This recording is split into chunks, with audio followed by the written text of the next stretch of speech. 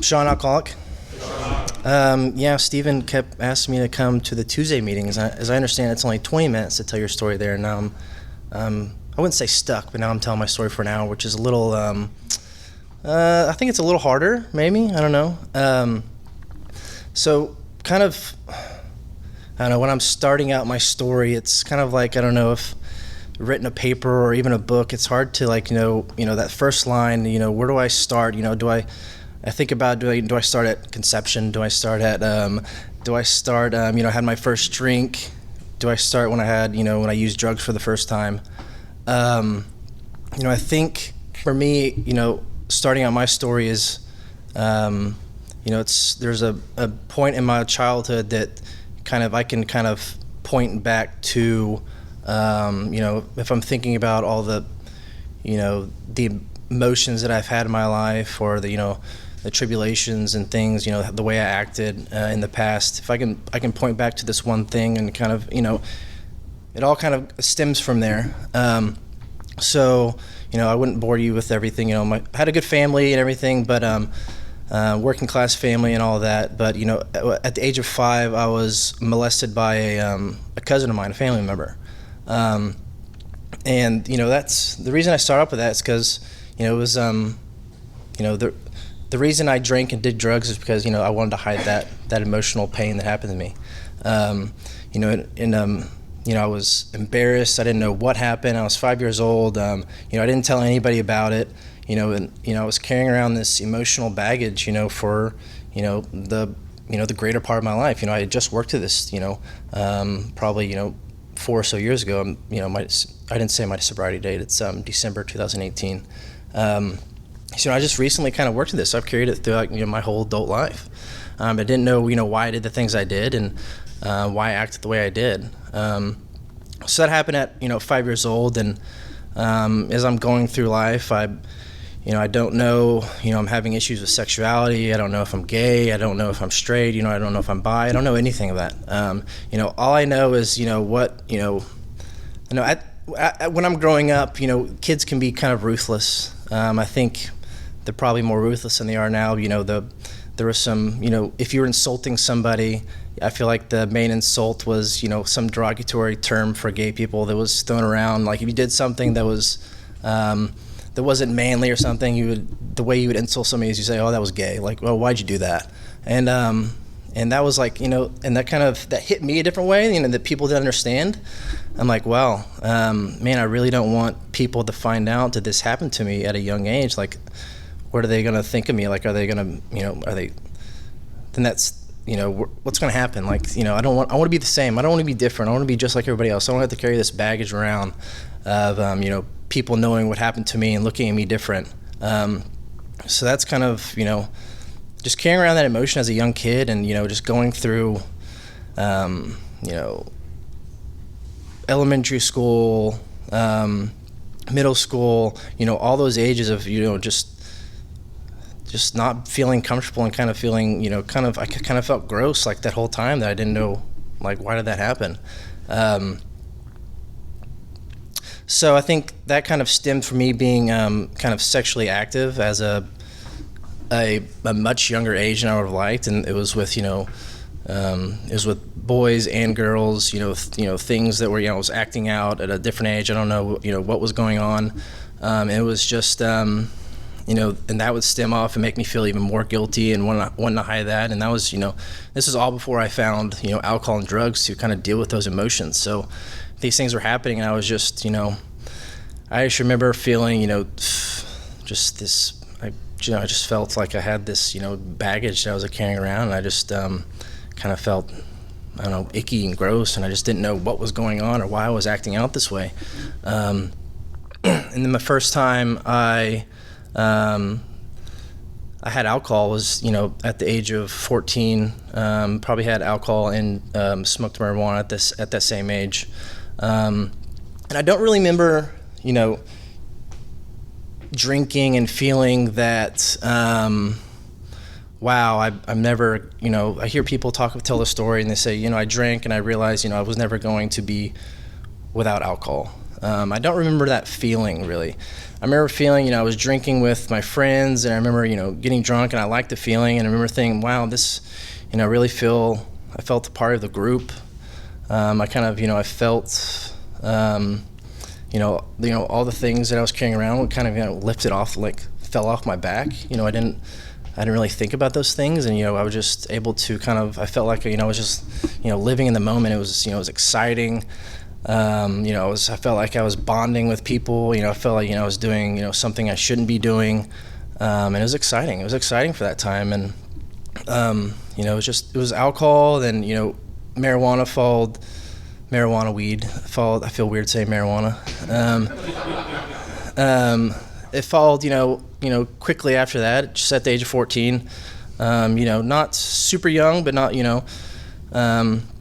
not super old either. And, that kind of, I was kind of, chasing that first feeling I had of, feeling a part of a group, and, feeling like, and not feeling like, just feeling free for those moments. And that's kind of what I was chasing, and kind of what I was been chasing my entire life. So, I didn't really get into too much trouble with drugs and alcohol, through middle school or high school. Like, I was doing it, but, I was able to control it. Kind of sports really, sports served two purposes for me.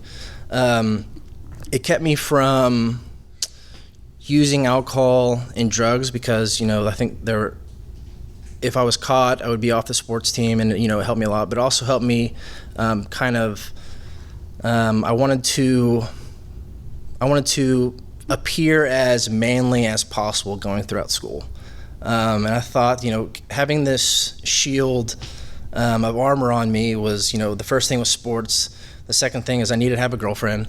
I needed to appear as manly as possible to the outside world. Just so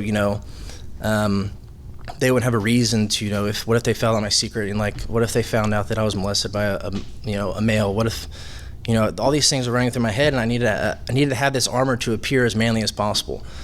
So I was getting in fights. I tried to excel at sports, and I always had to have a girlfriend.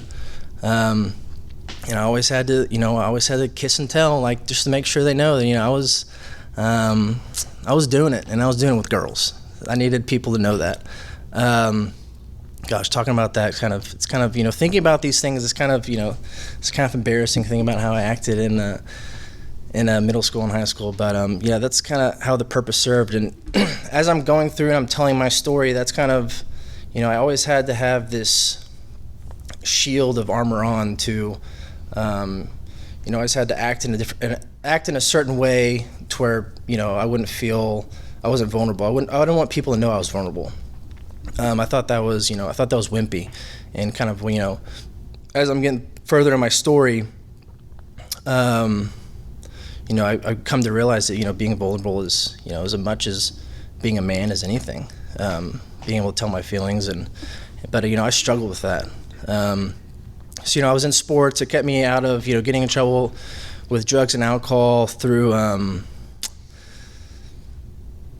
middle school and high school. As soon as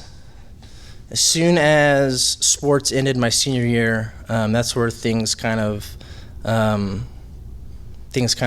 took a turn, I guess. I would say I was arrested for a DUI when I was in high school, right after football ended. Graduation around the corner. But I was, grades were pretty much everything to my parents. So I think they were worried, but, I wasn't making straight A's. I got into University of Oklahoma.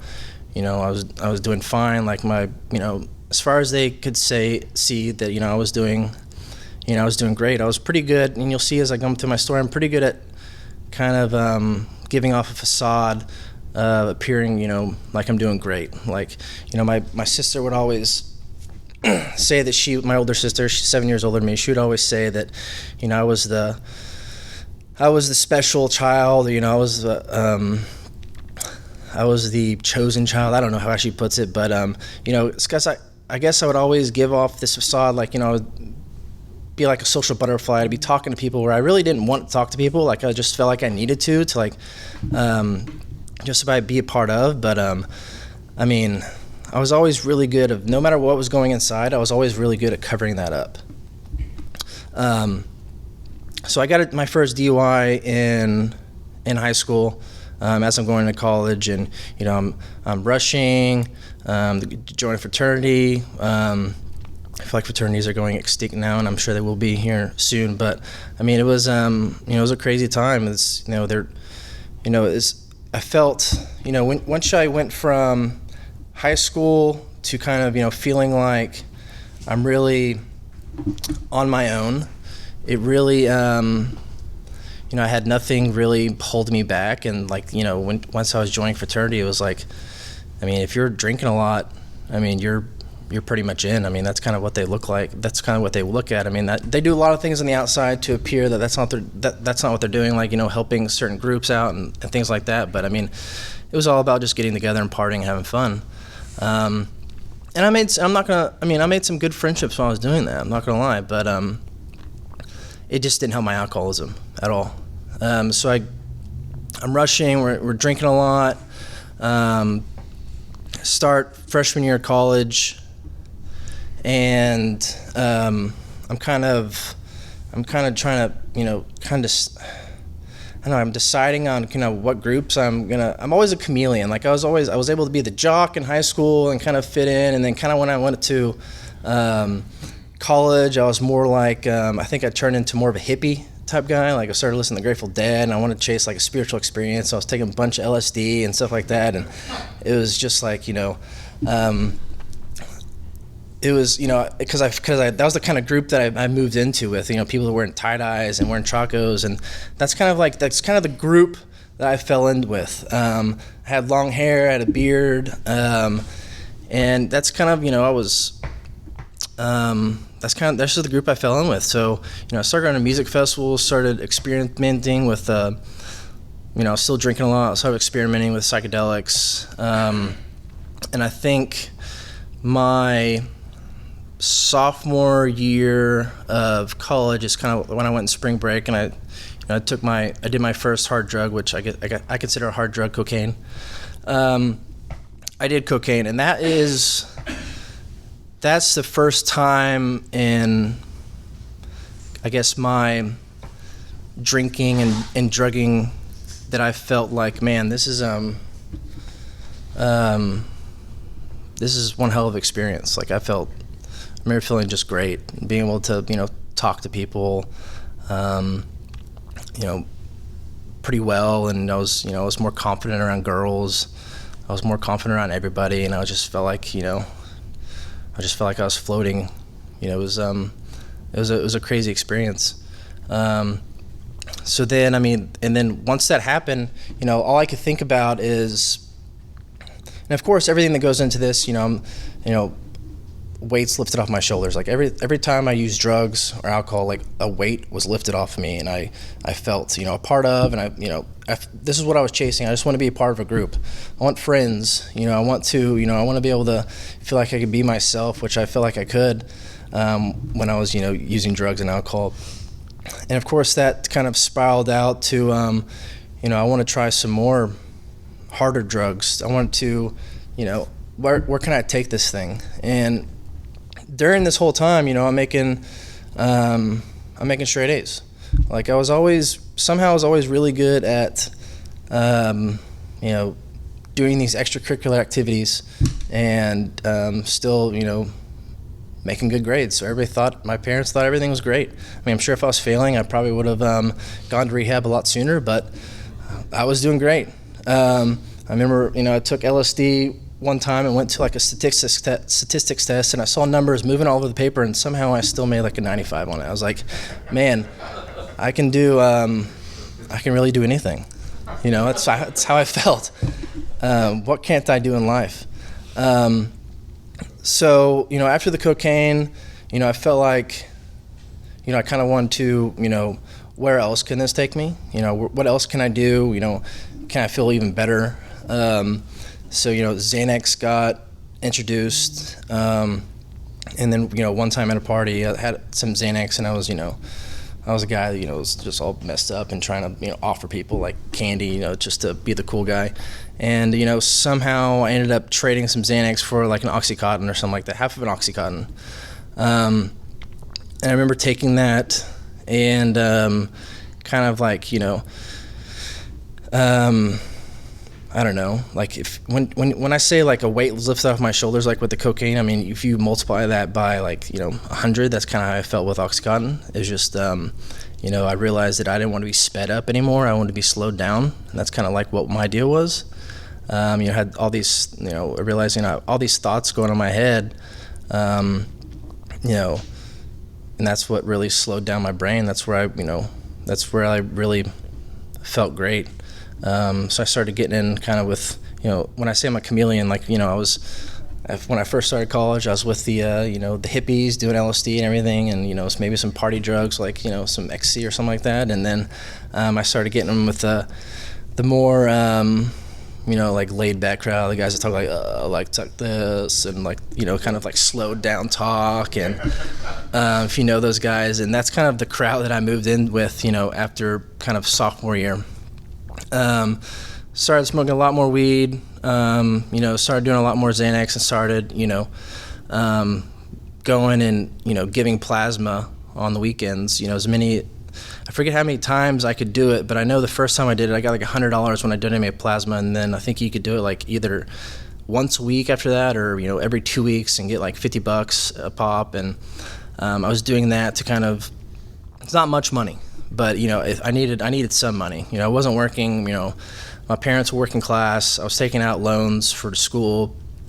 But, I was basically, I tell that just because I was doing basically, anything I could to, kind of feed this slight habit that I had at the time. It wasn't like a huge habit yet. I think I was just, I was able to, just do it on weekends and stuff like that, and still handle my school duties. And as I'm doing this, like I said, I always had to have a girlfriend. I have a girlfriend, and I think that kept me on the more straight and narrow, because I had to do these things that I was doing. I had to do them behind their back, because not many people knew. Like, I had a close-knit friend group that we were doing these things, and not many people knew. I mean, if the fraternity knew that we were doing these harder drugs, I think they would kick us out. And they tried to kick us out. They tried to kick me out, but I had the 4.0 that I was able to show them that I got the month before, or the semester before, and they just gave me a slap on the wrist. So I had girlfriends that kind of kept me on the straight and narrow. Started dabbling a little more in the hard drugs. And I'm like, I don't know if, I think I did think it was cool. Like, I thought it was the shit, like doing these things like I wasn't supposed to be doing. Like, I was doing like really dangerous shit that people overdose from, and like I was going and meeting these people in these crazy places to get the drugs that I wanted. And I was like, man, I'm like, feel like I'm, reliving The Wire that I was watching at the time. Like, and that's the time that like, Breaking Bad was big, and, drugs kind of seemed cool at that time to me. And I don't know, it was kind of like, the badass vibe that I felt. It's, and that kind of goes back to the feelings that I felt of, I needed to, as pure as manly and manly as possible, because I don't want people to find out my secret.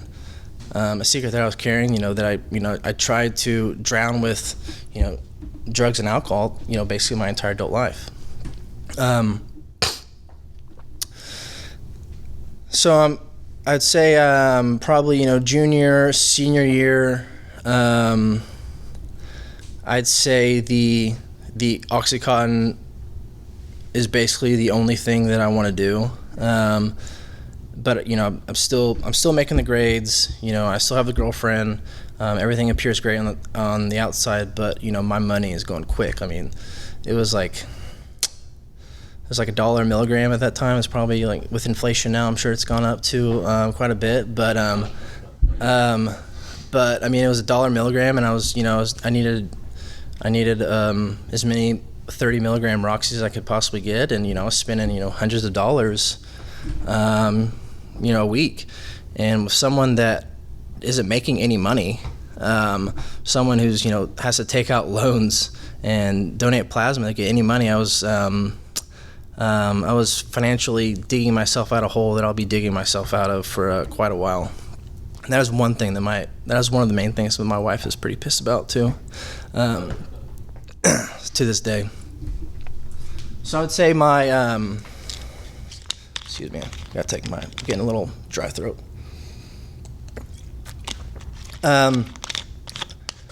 My drug use really takes off. Right now I am, junior, senior year. I'm preparing to go to get my master's. So I'm applying to colleges, get my master's in accounting. Still have great grades. Things still look great on the outside. And I get into a school in Denver, University of Denver, to do a master's in accounting.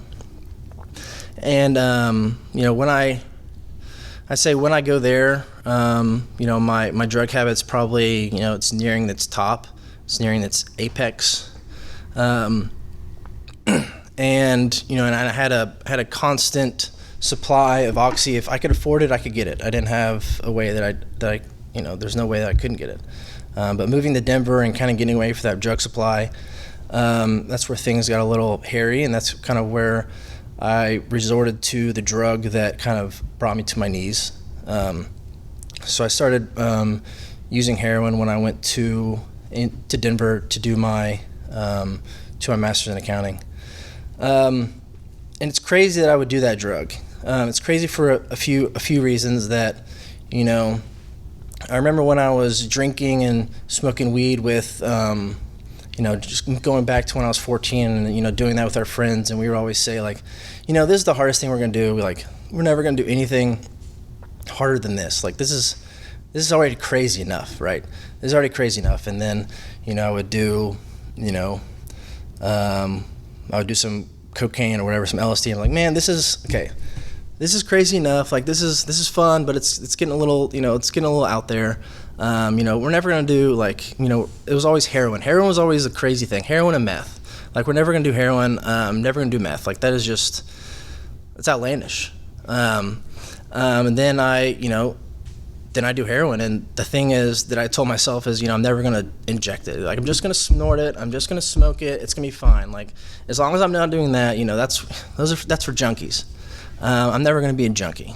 And that changed pretty quickly, but still during this time, I get into I graduate with, closer to 4 points from University of Oklahoma with accounting degree. I go to University of Denver, which is a private school, which, it was difficult to get into. It was very expensive too. It sucks. I can't believe I went there. It was stupid. And then, I get into this good program, and everybody on the outside thinks, things are great. Everybody's like, man, how are you able to do all these drugs and do all these things and still do good in school? How are you able to do this? And my head was already big enough, and them telling me that, it's just getting huge. I don't know, I guess I must be a miracle. I don't know how I'm able to do this. Because during this time, I have, friends that are dropping like flies.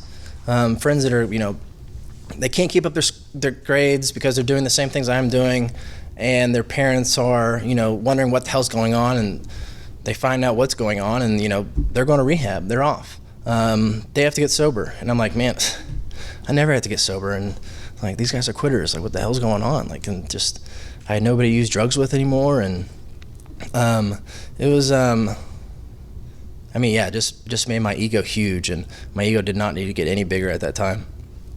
So I'm doing my master's program. I find heroin. And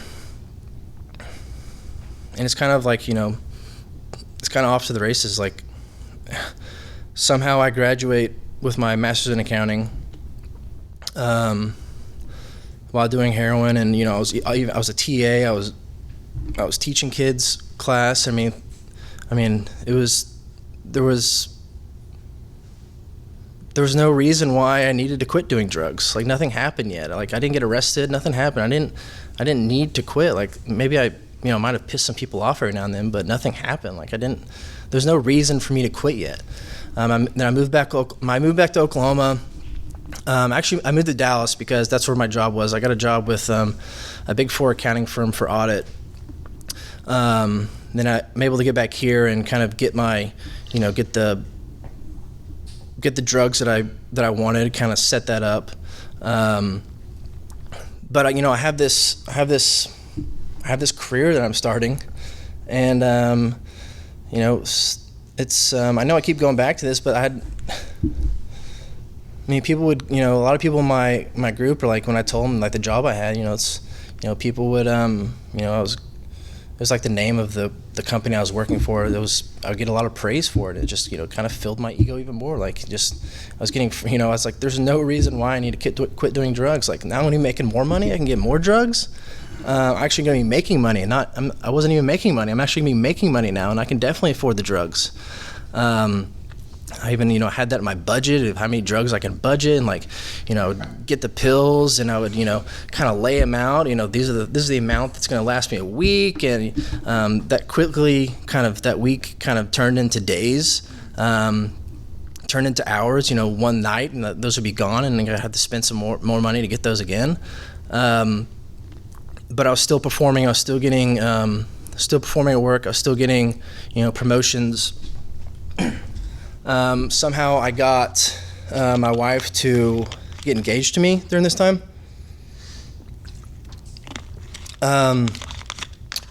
We weren't living together, so she didn't really know how crazy my drug habit was, or kind of what was going on. I was able to do a lot of things, behind her back. But when we got engaged, she moved into my apartment. And at that same time, she was in a nursing program with Baylor, and it was a pretty quick program. She was studying a lot. I was working a lot of hours. So we were like ships crossing in the night. So really didn't. There's no way that she didn't really know what I was doing. I didn't really know what she was doing. It was a weird situation. And even when she graduated, like, she started being a night nurse. So like I could just, her being a night nurse really fit well with my drug habit, to where I could really do, I could do anything really, because she'd be working at night and she would get home and she would want to sleep during the day. It was a great situation. And I keep on saying that because, nothing has happened yet to where I need to get sober. Things are fine as far as, the outside world could see. Like, I needed somebody at this point to, like, tell me, like, hey, you need to, like, actually, if somebody would have came up to me and told me I needed to quit doing drugs, then I probably wouldn't have done it. I needed something, catastrophic to happen in my life. I needed something to happen. Nothing was happening. I wasn't getting arrested. I got the job I needed. To me, everything is great. I got the future wife that I wanted. Everything is looking great so far. And then around this time, my dad passes away. And I just remember, like, he was going through some healthcare things before this. I think he got meningitis. But when my dad passed away, I just remember getting the call from my mom, and I think we were in New Orleans at the time.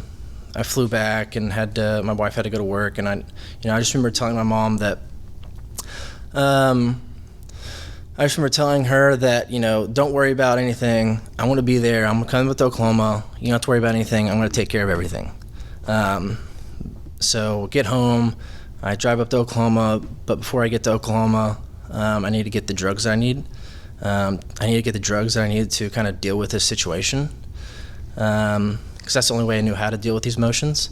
That's the only way I knew how to deal with, the insecurity of my sexuality, any, fights that I would have. That's kind of how I would deal with it. And so when I get home, I'm not I'm comatose. Like I got to bury these emotions. Like, and I'm not able to do anything for my mom that I told her I would able to do. Like her husband just died, someone that she's lived with, her entire life, and all I'm thinking about is me. Like, look at me, my dad died. Like I'm in my 20s and I got to go through life without having my dad. I mean, I deserve this. I need to get fucked up right now. Excuse my French, but this is how I'm going to deal with it. And y'all can just I didn't care. I really didn't care at that time. So I was just sleeping all day and not handling any of the funeral arrangements like I told my mom I would do. And that's kind of when I think my family got the first inkling that my drug use may be, a little out of the ordinary. Started drinking a lot more. At work, I wasn't getting along with people at work. I started, during this time, I found pills were getting too expensive because I was using too much, so I went back to heroin, and this is when I started using needles now. Another thing that I said I would never do. So now I've just thrown everything out the window. But I'm able to at work I'm wearing a jacket and long sleeves, so nobody can see what's under them. And I just remember one time in Houston, I scored some drugs. I was getting messed up, I was going to the bathroom of the place I was working. It was like a nice oil and gas company in Houston. And I remember just going into the bathroom and getting my fix in there and just coming back thinking nobody could tell what the hell was going on. And I'm still during the emotional distress of my dad. I just remember coming in after that and sitting down at the table. As accountants, we always have to sit at the same table in the same room because that's where people put you because they don't want to see you. And I just remember sitting down and just bawling, just crying out of the middle of nowhere, and and people were just people on my team were just looking at me like, what the hell's going on?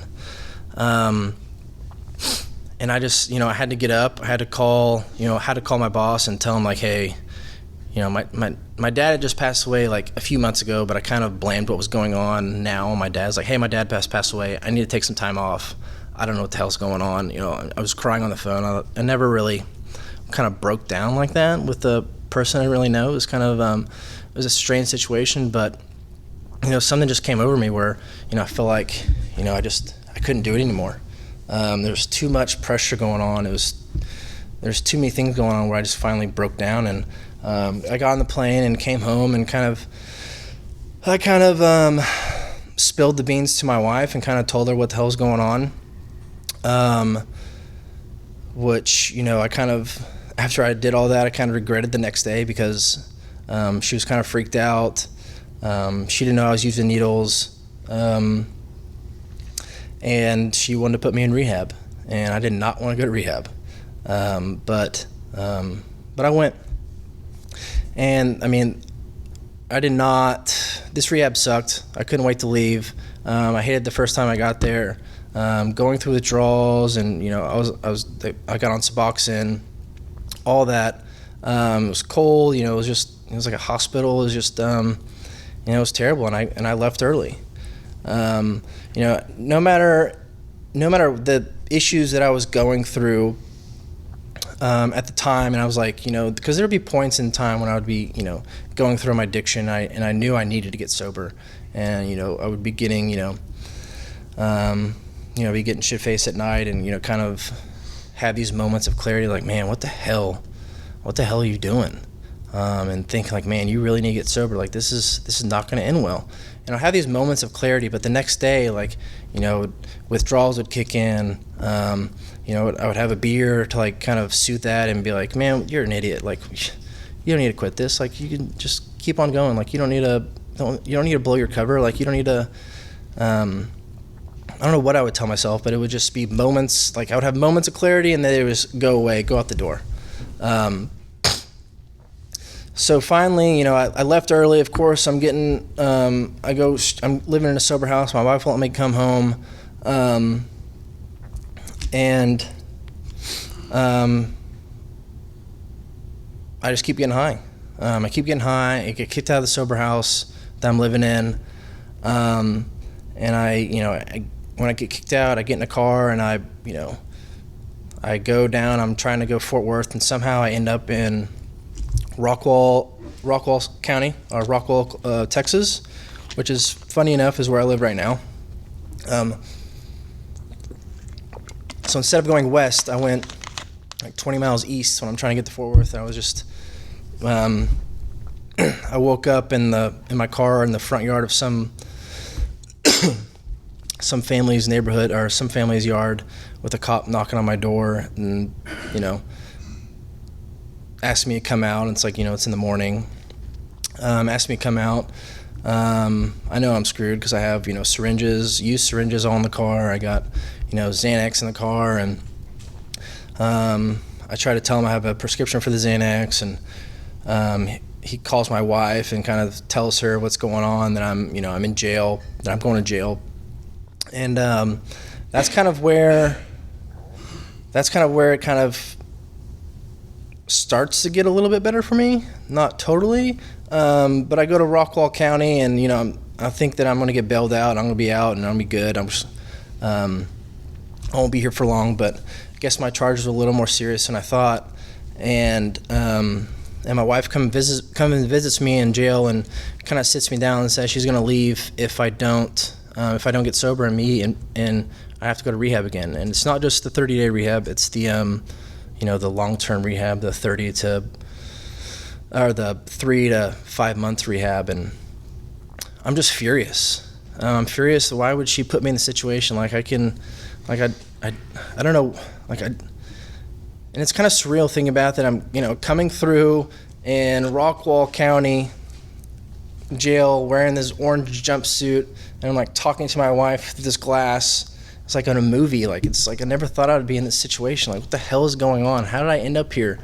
I made great grades. Why am I in jail? My life's going great. I have a fiance. I have a great job. Why am I in jail right now? Talking to him like some convict. It's just ridiculous. And I felt like a caged-in cat, I think, at that time. And I just said, no, that's not happening. And it's amazing what a drug addict or alcoholic will do to try to get out of a situation where if they want to go use again. So I'm calling my mom, okay, you don't have to bail me out, but I need you to put some money on my books so I can get some things. Everybody else has these nice slippers, and they have they're getting ramen and stuff. I need some money to get something. Just give me $75. Of course, I'm knowing that if I say 75, she'll give me 100, because that's how my mom always did it. So she puts $100 in my books, and then as soon as that hits my books, I'm calling the bail bondsman and say, hey, I have $100 in my books. You can take my cell phone for collateral. Once I get out, I'll pay you the rest of my bail. And I got out. I didn't know how to do that on my own. I had to talk to some people to be able to do that. I didn't come up with that idea. But I was talking to people. I was like, how do I get out of this place? Oh yeah, just do this. I was like, okay, great. So I get out, and I go to do the thing that I wanted to do, that I thought I'd want to do the most. I got a bunch of syringes. I got all the drugs I could do, and I got a hotel room to do them in. This is what I thought I wanted in life. I wanted to be alone. I want to be able to do my drugs in peace without anybody bothering me, and this is the perfect place to do that. And I did it. And in the middle of the night, I just remember thinking, God, this fucking sucks. This absolutely sucks. I'm here by myself using syringes. I'm putting drugs in my arm. You're the junkie that you said you never wanted to be. You're the junkie that you said you never would be. I had a beautiful wife at home, and I'm doing this shit. It just it was a sobering moment, and and in these moments of clarity, I actually picked up the phone and called my wife, or I think I texted her. I tell her that, hey, I'll go to rehab. I'll agree to go to rehab. And they got it set up very quickly. So I got to rehab. And that's kind of like, I established my group. And that's kind of like where I had my first, I'd say first step moment. I kind of gave up. I realized that, there was an easier way to life. I would like to say that, that was the, where that's where my recovery story starts. But, I had to relapse, I had to overdose, I had to go to the hospital in an ambulance.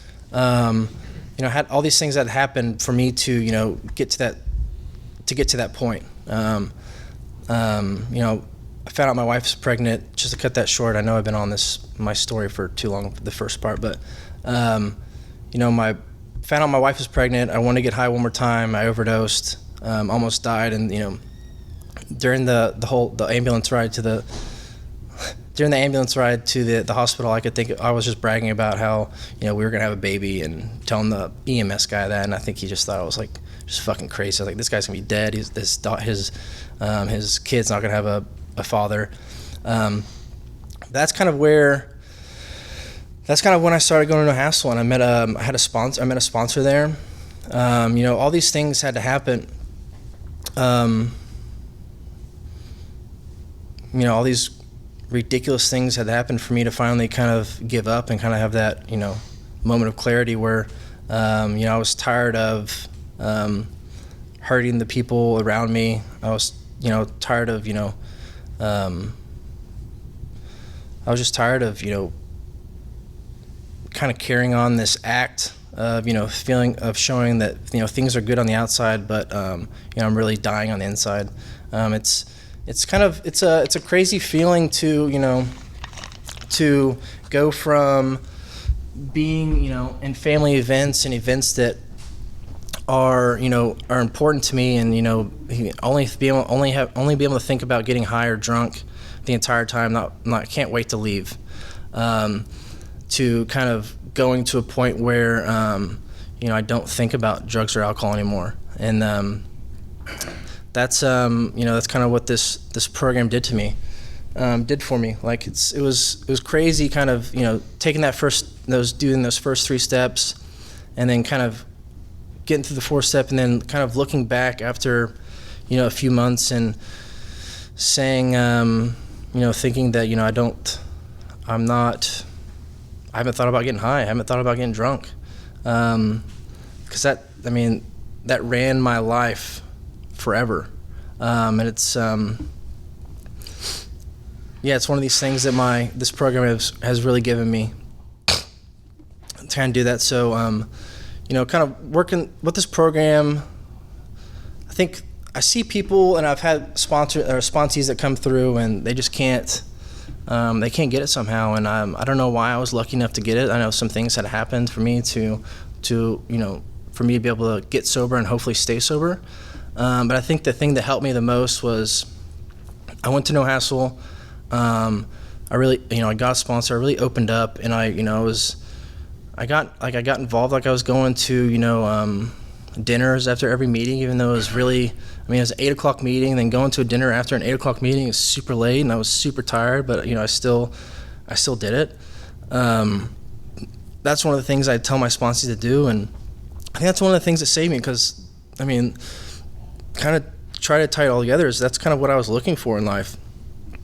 Going through, I just want to feel a part of, and, drinking kind of gave me that at first, and I was feeling, I was feeling a part of the group, and, it's kind of like a bell curve where, I was really a part of the group, and like at one point I was drinking, and then it just kept getting further and further and further away from the group that I wanted to be a part of, because alcohol and drugs kept on taking me further away from that.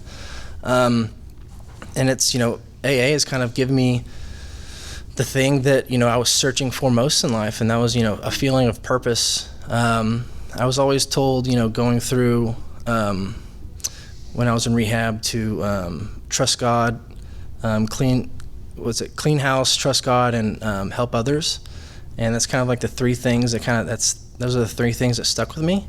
And it kind of, AA with those 3 things, I have a real sense of purpose in my life, where I'm able to, come to meetings and babble on for an hour and people listen, and hopefully one word or one thing that I said will help somebody, or connect, or kind of get out of some emotional turmoil that they're currently in now. And that's kind of that's what I was that's my purpose in life now. I mean, I have other purposes, like I have a wife and 2 kids. I have an 8-week-old right now, and I'm not getting much sleep, but it's a full life, like Stephen was talking about. I mean, there are things now that are going on. I know people say this, I wouldn't even think about that I would have in my life because of this program. Because of this program, I have it. And, life hasn't gotten easier for me because I'm sober. Like, I would almost say it's gotten a little harder. Because, when I was going through life with, drinking alcohol, nobody really expected anything from me. And now, I guess I've earned the respect, or that people, like, they rely on me now. Which kind of sucks sometimes. I gotta come here. I gotta meet my obligations. I gotta, it's, when I do something shitty, like it actually like stays with me a little longer than it used to. It's kind of, life is fuller, but I mean, there's a lot of stuff going on, like, and that's kind of like when I rely on this program the most, is when things are going on in my life that, that I have no control over. I'm able to kind of just sit back and kind of just, let the wave go. Like, I think that's the main thing this program's given me, is kind of, be able to control the things that I can control, and also know that things are going to happen in life, and I don't have to, like, it's not because I did anything, it's not because anything happened, it's just things are just happening. They're not happening to you, they're just happening. And I'm able to kind of go through life now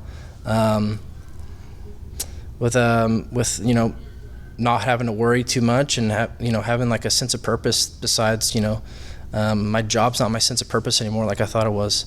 It's helping people, it's being a husband, it's being a father, and it's being a son to my mom. So thanks for letting me ramble. Sorry I went a little further on the first part of my story than I wanted to, but I really appreciate it. Thank you.